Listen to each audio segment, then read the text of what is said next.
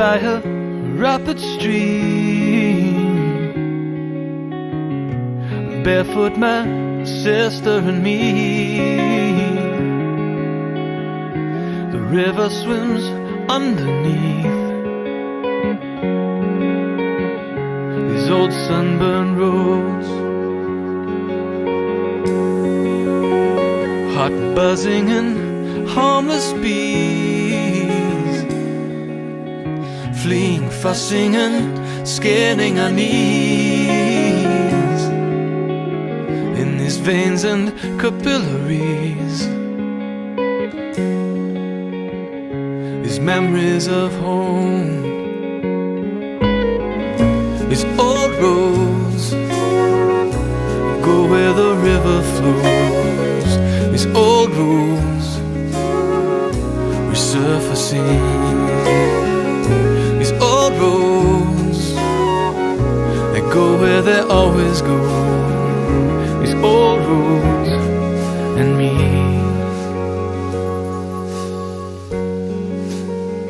There's a wasp in my rearview mirror,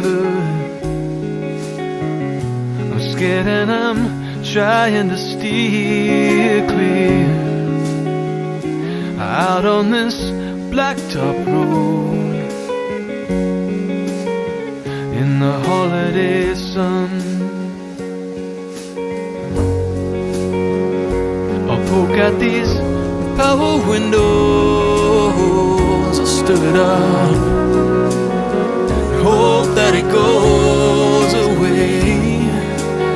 The caught stirrups and stinging goats,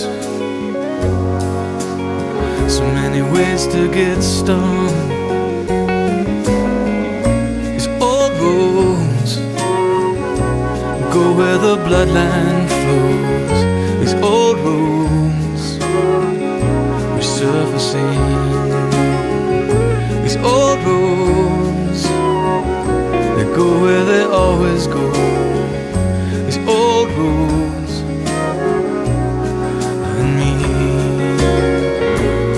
But I'm taking a ride tonight, there's a crossroads where I just might blaze a trail to something.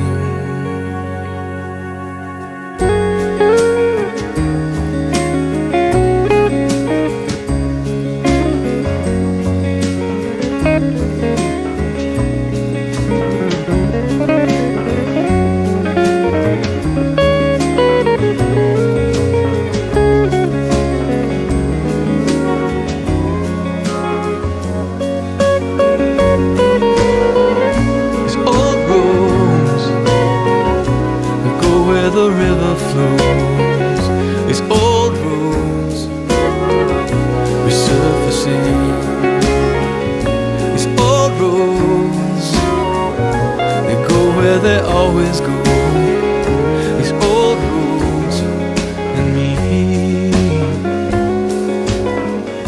these old roads and me.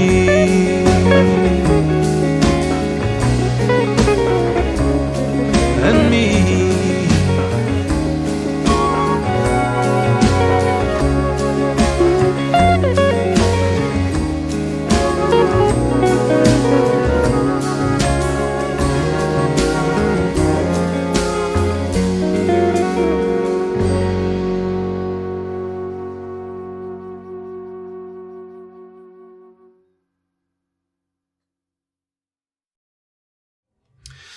Thanks once again, Dave, for that. Thank you to everyone who once again is giving us your presence and your attention and being with us. I know this seems like it goes on and on, this quarantine, but thanks for persevering with us. And we continue this morning, another summer Sunday of wisdom. And this morning we're exploring wisdom and what it means to be goodness.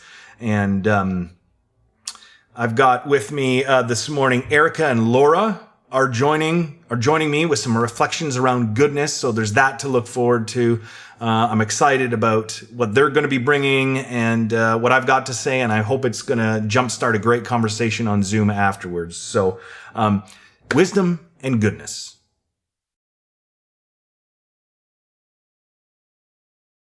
Hi Nexus, I'm Erica. This morning I'm offering wisdom I found on goodness. Throughout my life, I've always been a good kid. I was a diligent rule follower and an avid people pleaser. Other kids used to call me a goody-goody. And I hated this. I especially hated how shocked people would be if I swore or broke any rule. I even tried to disprove this identity by bringing up all my misdeeds, but the name stuck. It was as though I wasn't allowed to be a whole person. I was just always good. When you're a kid, being good means following the rules and the authority figures. And I had that part down. And it was not a cool look.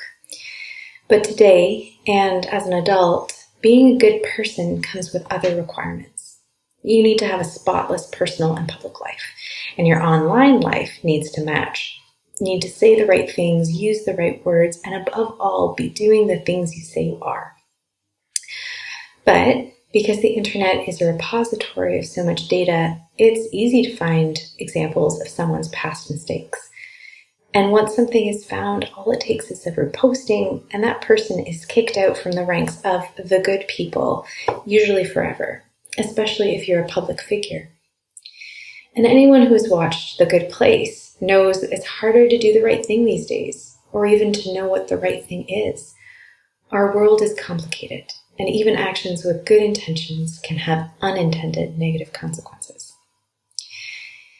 In this fraught landscape, it's easy to think of goodness as being something given to you by the world. And it's only a short step from there to equate true goodness with perfection. Anything less becomes hypocrisy. But I think we do a disservice to the wisdom on goodness when we limit it to an inherent perfect identity. The book of Proverbs has a lot to say about those who are good, mostly that they will be rewarded. But one of the quotes I appreciate especially is from Proverbs 10:16-17. The wage of the righteous leads to life, the gain of the wicked to sin. Whoever heeds instruction is on the path to life, but one who rejects a rebuke goes astray. Instead of just saying the righteous will live and the wicked sin, we're talking here about wages and gains. Other translations use the word earnings. Right away, goodness is seen as something to work at, rather than something you inherently are. And the wage earned doing this work leads to life. Lately, I've been reading about anti-racism. And one of my big learnings related to this idea of goodness is from Ibram Kendi, who says that you can be a racist and an anti-racist all within the same minute. Racist and anti-racist are like peelable name tags that are placed and replaced based on what someone is doing or not doing, supporting or expressing in each moment. These are not permanent tattoos. I really appreciate this sentiment. And I think that the same could be said of being a good person. We can replace and place our identities, all while striving to be better. And I wonder if this is a healthier way of understanding yourself generally. What if we allowed ourselves to be a work in progress, rather than a good or bad worker, parent, child, student, communicator, and on and on and on. Going back to the Proverbs quote, the second line reads, "Whoever heeds instruction is on the path to life, but one who rejects a rebuke goes astray." I don't know about any of you, but I find rebukes incredibly difficult. As a people pleaser and someone who tries to avoid conflict, I tend to take feedback too personally. And I'm often flooded with shame and judgment, and it serves as a blatant reminder that I am not doing things perfectly. When someone offers me a correction, my identity as a good whatever is suddenly called into question. And I think this is the trap that we can often fall into. The feeling that in order to maintain our status as a good person, we need to be doing things perfectly. Brené Brown captures this really well. Healthy striving is self-focused. How can I improve? Perfectionism is other-focused. What will they think? Perfectionism is a hustle. If I believe that my goodness only comes from the recognition of other people, then any desire to improve will only ever be focused on what others think and believe. I think true goodness can't just be performative. It has to come from within, from a desire to more closely align our behavior with our ideals. And the book of Proverbs is clear. Without being open to making mistakes, being corrected and growing from the experience, it's all too easy to go astray. I think goodness is an important quality to work on. In fact, I think good and decent behavior towards one another and the earth is essential. And I hope this little bit of wisdom on goodness maybe helps you think more about what being good might mean for you as an individual and for us as a community. I look forward to more conversations about being good together.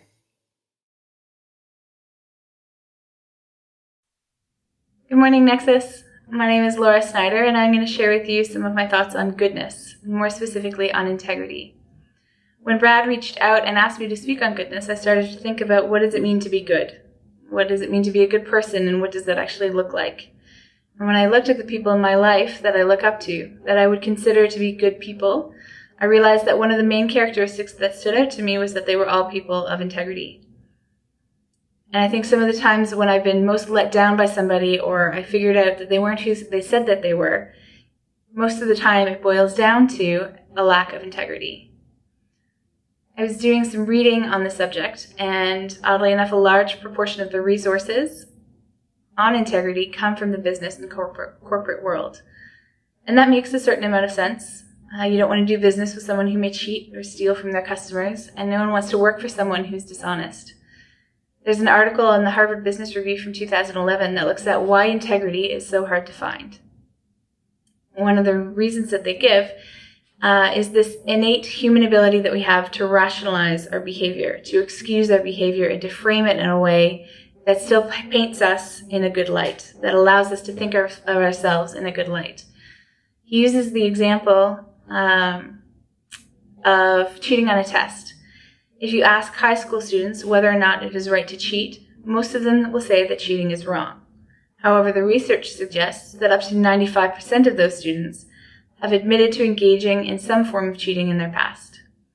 And most of the time, this involves a specific incident where the students had to make a choice, presented with the opportunity to cheat, and had to make a choice whether or not they would.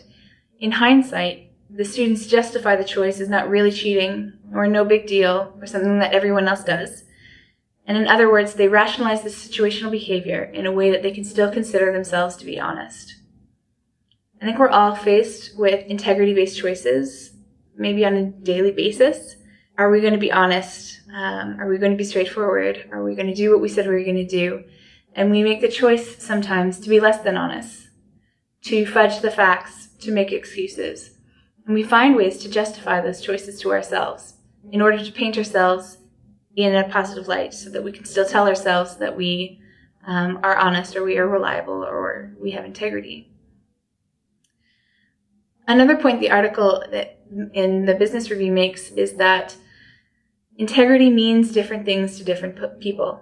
The example that they give is in business, there are different corporate cultures. So what is acceptable practice in one company or one field is completely unacceptable in another. It might be a trivial example, but it does raise the question, how do we define integrity? And I think for me, there are 5 key elements of integrity. First, someone with integrity is someone who does what they say they're going to do. They keep their word, and they are somebody that you can rely on. They don't gossip, and they keep your confidence. Matthew 5:37 tells us to let your yes be yes and your no be no. Someone with integrity, number 2, knows what they believe. They have their convictions about what is right, and they don't let things like peer or social pressures change that. That doesn't mean that they have to be, their definition of what is right is set in stone and can never be changed, but it's not easily swayed. Albert Einstein is quoted as saying, "What is right is not always popular, and what is popular is not always right." Someone with integrity knows what is right, even when that's not popular. I think Proverbs 4:25-27 speaks to this as well. It says, "Let your eyes look straight ahead. Fix your gaze directly before you. Give careful thought to the paths for your feet, and be steadfast in all your ways. Do not easily turn to the right or to the left. Keep your foot from evil." Third, I think someone with integrity is someone who's honest with themselves, not only with other people.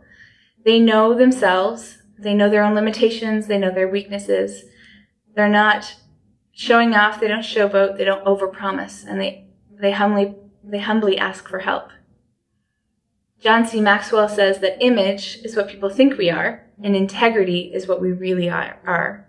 I think someone with integrity is honest with themselves about who they really are. Fourth, C.S. Lewis tells us that someone with integrity is someone who does the right thing even when no one will know, when no one is watching. Having integrity means doing the right thing, making the right choices, and doing good, even when no one will see it, when no one will recognize it, will get no awards, they'll get no applause. They do the right thing because it is the right thing, full stop. It's not for show, it's not so other people will think well of them. And fifth, someone with integrity does what is right even when it's hard or inconvenient or when it's uncomfortable. Martin Luther King Jr. says that a true measure of a person is not where they stand in moments of comfort and convenience, but where they stand at times of challenge and controversy. Integrity involves, to quote Frozen 2, making the choice to do the next right thing. It's not easy. If it were, integrity would not be so highly valued and hard to find. So let me end with encouragement. Let us not grow weary of doing good, even when it is hard or unpopular or when no one will ever know. Let's strive to be people of integrity.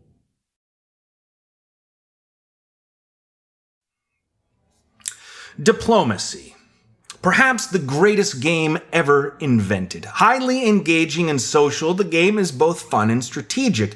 It also happens to be one of the most infuriating endeavors one can undertake. If you've ever wondered what despair, loneliness, paranoia, hate, and self-loathing feels like wrapped up in one package, well, boy, is this the game for you.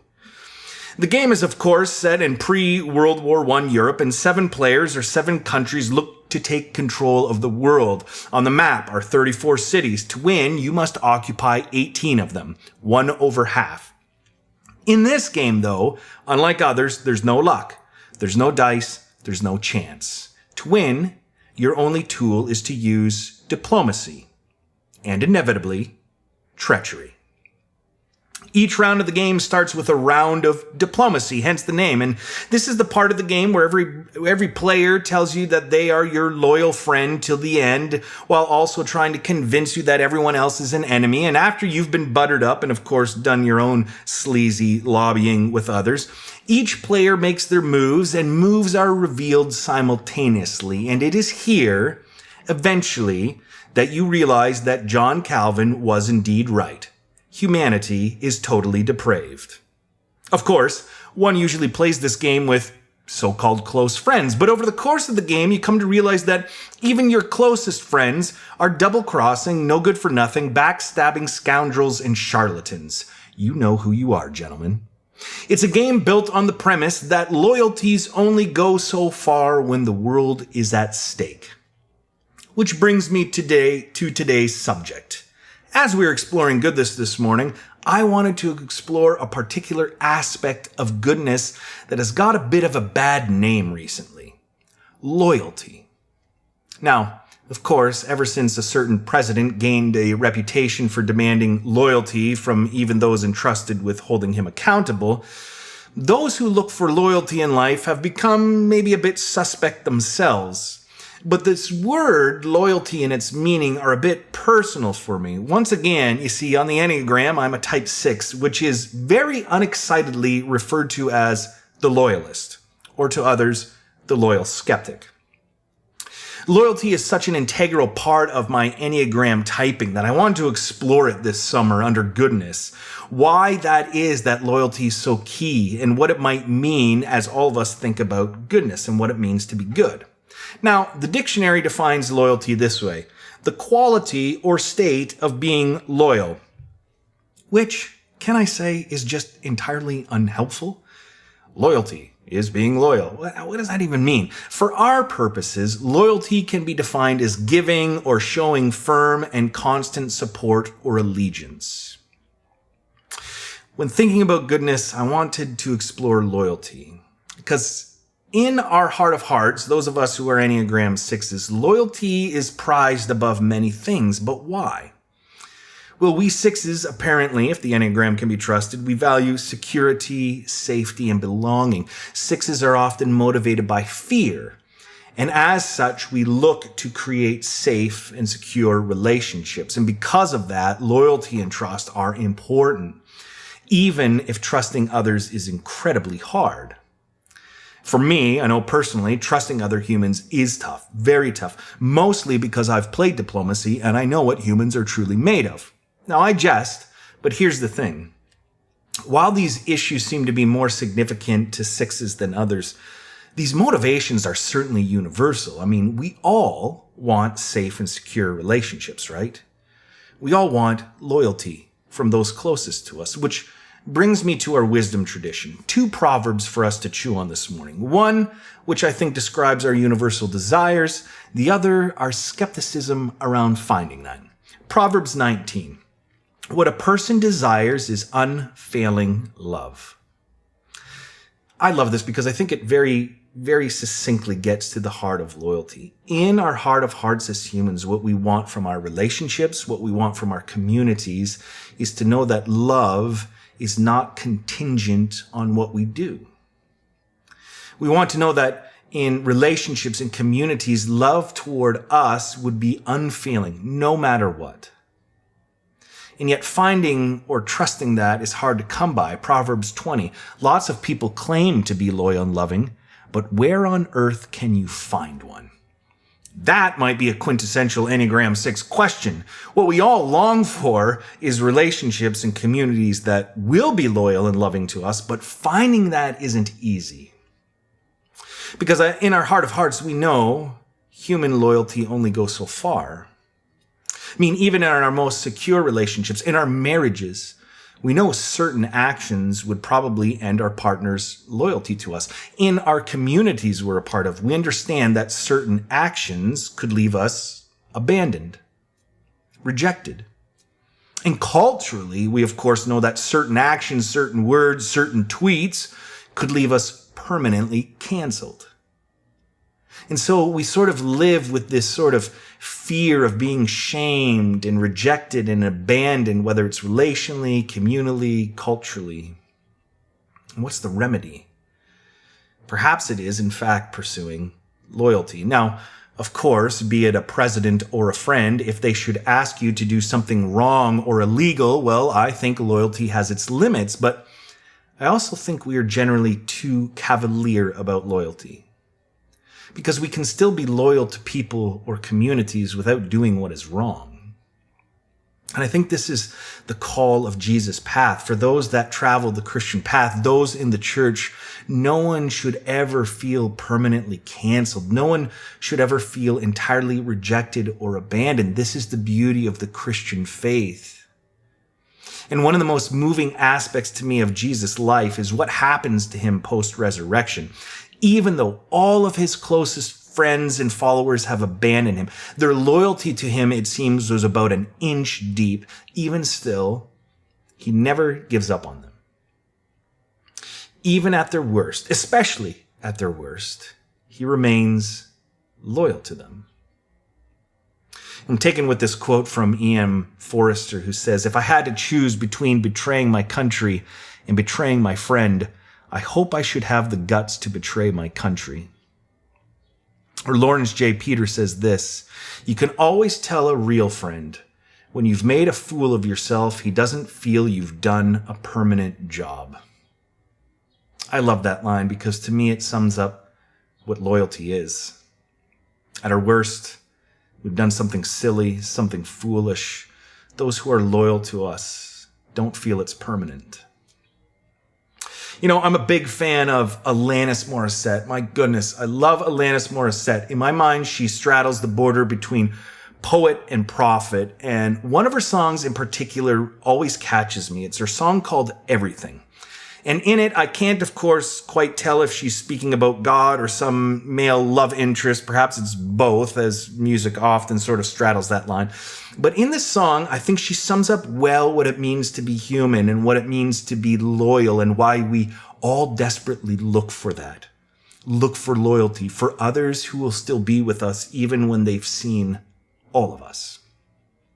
So in the song, I won't sing it for you, but in the song, she goes out and lists all of her disqualifications, all of the things that might make people ashamed of her, not want to be with her. She talks about being a jerk and how she's negative and moody and she's always blaming others and she's being passive aggressive and she's terrified and mistrusting. She's completely closed down. In the song, she lays out the worst of her.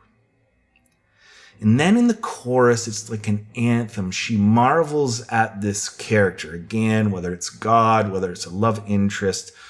She says everything about this character. You see everything. You see every part. You see all my light, and you love my dark. You dig everything of which I'm ashamed. There's not anything to which you can't relate, and you're still here. I resist, but you love, no matter how low or high I go, and you're still here. I think that's the marvel of loyalty. I also think that's the universal longing of loyalty. To be able to be known and seen and not have people walk away or abandon us. To be able to expose or be exposed and have those that we're in relationship with or in community with still be here with us. For me, part of being good is being loyal. And so may we be the kind of people, the kind of community that is loyal. May we be the kind of people and community that when our friends, our partners, those within our community, when we've made fools of ourselves or done something that we think will leave us abandoned or canceled or ashamed, that we would know the grace and beauty of relationships in a community that's still there, even when we're totally exposed.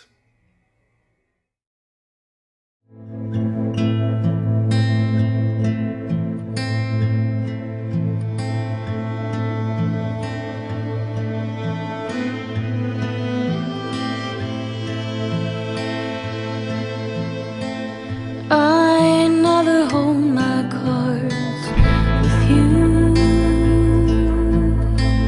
I just throw them up in the air to see what you will do. Feels like I'm dancing, but only you to see when you pick up the cards and hold them just for me. Oh, oh, oh,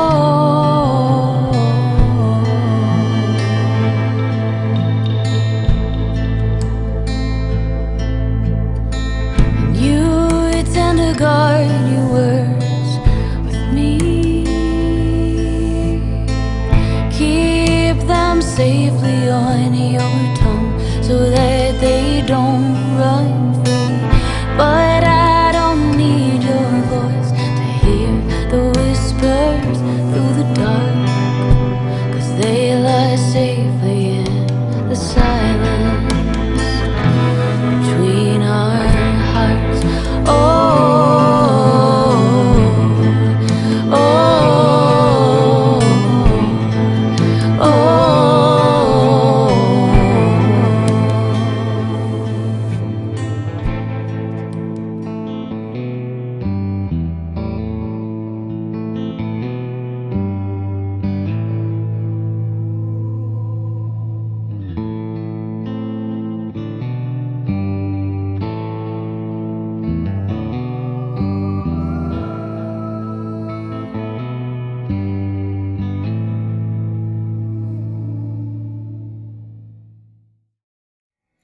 Thanks, Erica and Laura, for those great reflections. I hope you'll join the conversation as it continues. You know, we always want services here at Nexus to start the conversation, not end it. So the conversation continues over on Zoom. The link is below. Thank you for giving us your presence and your attention.